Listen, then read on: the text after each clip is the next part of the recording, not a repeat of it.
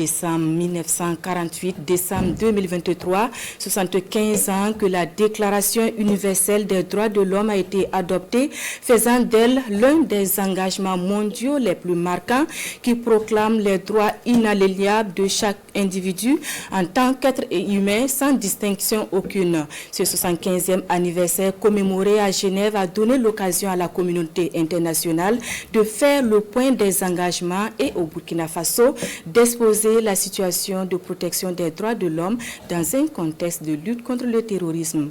Le compte-rendu de notre envoyé spécial, Sékou Zongo. Le Burkina Faso, pour sa part. La voix du Burkina Faso résonne à cette conférence de haut niveau, point d'orgue d'une série d'événements célébrant le 75e anniversaire de la Déclaration universelle des droits de l'homme.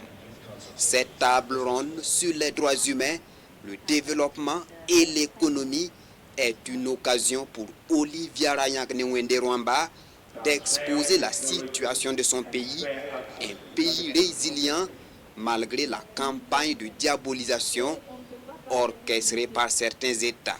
Nous devions de prendre la parole pour justement contextualiser notre situation et aussi faire part des solutions endogènes que nous avons trouvées pour justement venir à bout de la souffrance de nos populations.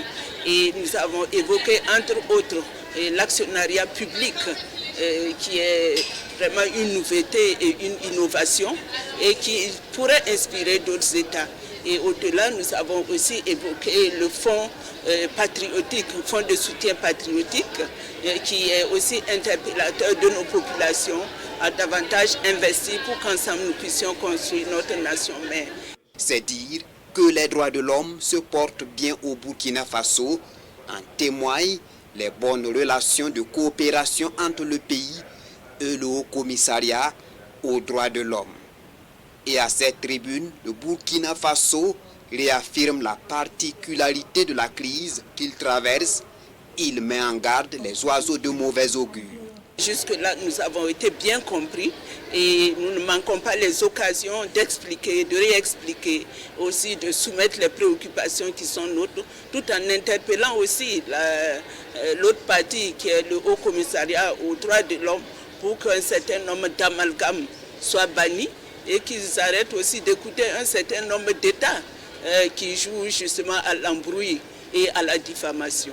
Cette conférence, qui rappelle la Déclaration universelle des droits de l'homme, revêt d'une importance certaine pour toute l'humanité et particulière pour le Burkina Faso et ses autorités qui se battent pour la protection des populations contre la barbarie et l'obscurantisme. Cette conférence entend raviver l'esprit de consensus à l'échelle mondiale, anticiper sur les nouveaux défis et renforcer le système des droits de l'homme.